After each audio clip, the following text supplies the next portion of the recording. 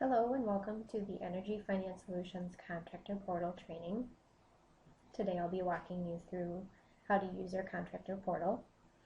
The portal link can be found on our website at www.energyfinancesolutions.com under Contractors. And in order to gain access, we need you to sign and return to us the portal use agreement, which I will show you here. This form is also available on our website under Contractors, Documents, and Forms. Just read through these items here and agree to them by signing down here at the bottom. The contractor's signature should be the person or a person responsible or authorized to sign on behalf of the company, and the administrator will be the person responsible for maintaining the users that are set up for your company as well. This can be one and the same person, or you can assign somebody different. That choice is completely up to you. Just note that your administrator will be the person who gets the automated notifications as they come out of the system. We ask that you provide a username and an email address for that administrator, and once we get this form signed and returned to us, we will set that login up and send you an email with the login information. So if we go back to the portal, you'll see that each contractor has a unique ID number, which we will provide to you as part of the login. I'm going to go ahead and type one in there. You have in your username and the password that was assigned to you. You'll note that there's a security question and answer at the bottom. The first time that you log into the system, you'll be asked to answer 3 separate security questions, and then each time you log in after that, you'll be asked one of those questions. You may note here that there are forgot company ID username links and a forgot password link. Those are for your administrator, so if your administrator forgets either of these things, they can click on those links and have email sent to them. If anyone other than your administrator forgets the username or ID or password, they would contact their administrator to get that information. So I'm going to go ahead and log in.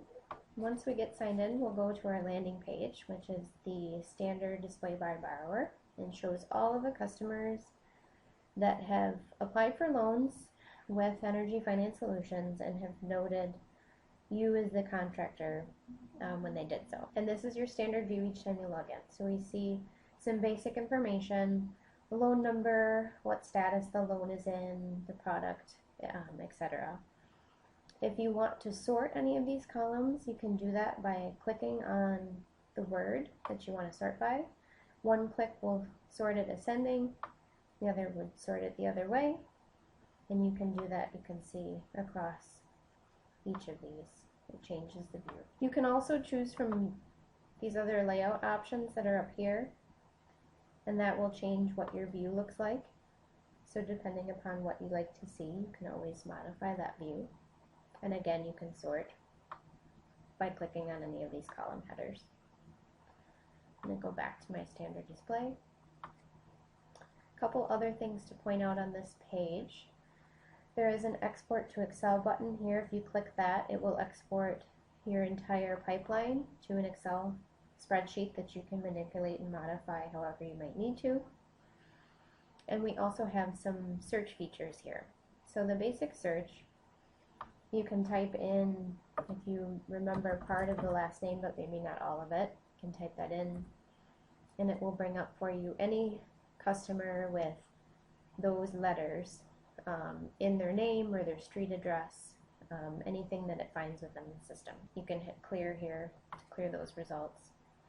If you want to do a more advanced search, you can click here, and this is like a layered search. So if you knew their last name perhaps and part of the property address, you could put those 2 items in and hit OK, and it would do a search for you that way. Okay, that's basic search functionality and view functionality within the portal. So to go into a loan, you would always click this little edit button here, and that will open it up. When the loan opens, we'll see a few different screens or links on the left-hand side, and those are called our workflow items. The first is the loan summary.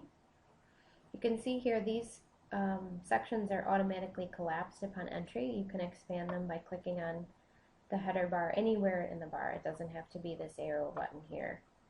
Any click will do. You can see this first section is our borrower information.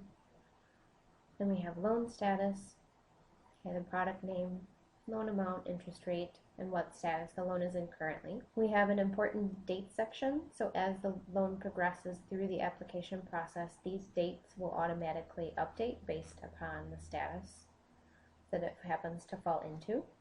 And it ends here with the date that the contractor is paid. I'm just going to collapse these so I can show you the others. Property information would be the installation address. And finally, contacts, when there is a loan specialist assigned to the loan, their contact information would display here. You may have noted over here on the right-hand side, we have a loan information status bar. So this will always display to you when you are within a loan.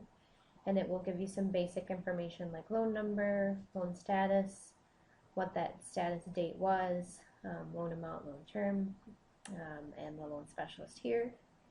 If you don't wish to see this while you're in the loan, you can always click this little pin here, and that will get rid of that status bar, and then the same click will bring it back. Moving on to the loan comments. This is where you can communicate directly with your assigned loan specialist about the loan. To add a comment, all you do is type your text here and hit add comment, and you'll see that that comment now automatically appears here. What happens when you do that is that a notification is automatically sent to your assigned loan specialist, so they'll know that you've added a comment. You'll see here that it shows the user that added the comment, the date that it was added, and then this information is only viewable to your assigned loan specialist or to WEC staff. It's not viewable to your customer, so this is a way that you can communicate internally with WEC staff about the status of your loan or any questions that you have. And as the staff member or the assigned loan specialist comments back to you, that information will be shown here as well. Next we have loan conditions, and so that's where you can see all of the conditions that have been applied to this particular loan. You'll see when we first get to the page that the section that's expanded is those conditions which have been assigned to you as the contractor, but you'll also be able to see the conditions that are to be satisfied by the customer and by the lender. So see here, contractor conditions. This is asking for proposed measures form and a contract, which are requirements for this particular program. If I were to expand this, I would be able to see which conditions the customer has to satisfy. I can tell here whether or not they've been approved. So as they get reviewed and approved by the loan specialist, those no's would change to yeses. And then down here, if I'm interested, I can see what conditions have to be satisfied by the lender, which would be EFF. You can also change your views here by changing the category filter, or you can apply approved conditions or all conditions. It will automatically default to unapproved, so you know what still needs to be met. Once you're ready to provide the documentation to EFS, to do so you would click on this edit button here, and that will actually open up this condition. You click select file to browse for the file number for the document that you need. You can select multiple files if you have them. You just need to select them one at a time. So once I have all of my files here, I click upload, and it will upload that document to the loan. You can see file uploaded successfully, and it also shows me down here the name of the document that I uploaded. So once I'm satisfied with that, I can hit close, and it just takes me back to this regular view. So again, once the loan specialist reviews and approves the document that you've uploaded for the condition, this no will change to a yes, and this edit icon will disappear so that you no longer need to upload any additional documentation. The last screen here in our workflow is document printing. So that's where you can see the letters that are ready and appropriate for the loan, and also where loan documents will be available to you once loan documents are ready. This file happens to be in conditional pre-approval status, so right now we just have the loan pre-approval letter. To open the document, you can do it a couple different ways.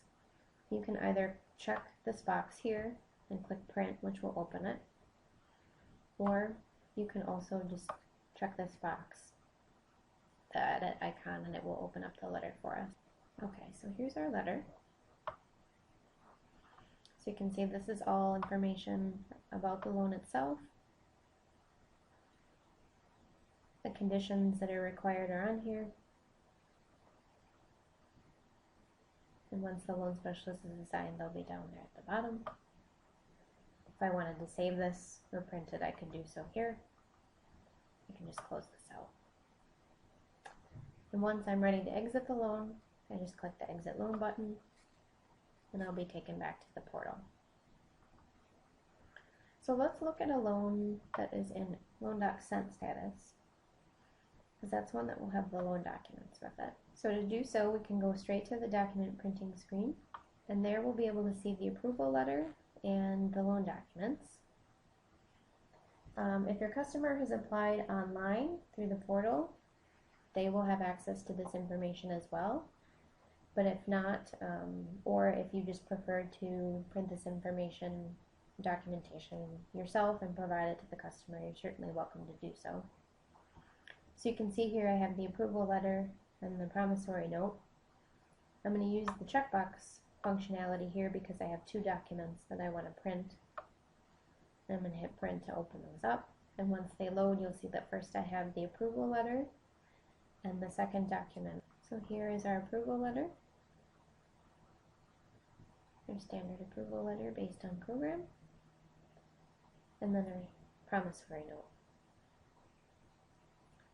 So our promissory note is 5 pages, can be printed on letter size paper, has to be initialed on the first 4 by all customers, down here at the bottom, and signed on the 5th page. You'll see the customer's name is print here. So again, here I can print or I can save if I want to. Once I'm ready to close, just X out from here. And then once again, you can hit Exit Loan to get back to the pipeline. A couple of things for your administrator user. In order to get access to the administrator functionality, you click on this pin over here, and your administrator only will see this administration toolbar here. They just click on that header to expand it. Company administration will show your address and phone number as it is on file with Energy Finance Solutions. If you need to update that information at any time, you can do so here, and that will automatically update our systems here in the home office. The user administration is where you maintain all of your users that you've created to have access to the pipeline, the portal for your company. So you can see here for the other people that I have, if you need to edit any of them, again, just click on this edit icon and we'll open up that particular user. You can modify their name, phone number, fax, email address. You can also check this box here to make them inactive if they've left the company or you don't want them to have access anymore for some reason. And lastly, you can check this box to reset password. You can see this temporary password populates. Be sure to write it down so that you can provide it to them, and then they will be forced to create a new password upon logging in and using this password. If you wanted to save these changes, you would hit this button. I'm just going to cancel out of this. Here in this pipeline view, you can also deactivate a person or a user just by clicking this box, and it does the same thing. Make them active again. And then lastly, if you want to add a new user, you click this button here and type in their information, their phone number, the fax if you want them to have one. Okay, and you can see here that it automatically provided a login name. If George had told me he wanted his login name to be something different, I could modify that. And then again, a temporary password has been automatically assigned, so be sure to make note of that, and then when they first log in, they'll be forced to reset that. So now you can see that George is now the new user, and you can see the other users here. Again, if you need to deactivate any of them, you can do so by clicking these boxes. So that's the administrator functionality. To go back to your pipeline, you would click on Tools and then Dashboard, and that will take us back to our regular pipeline view. When you're ready to log out of the portal, you would click up here in the header to expand it and click Log Out, and we're back to the landing page. All the information that we talked about is available on our website under For Contractors, Documents and Forms. We have some portal training guides here that also cover the information we just went through.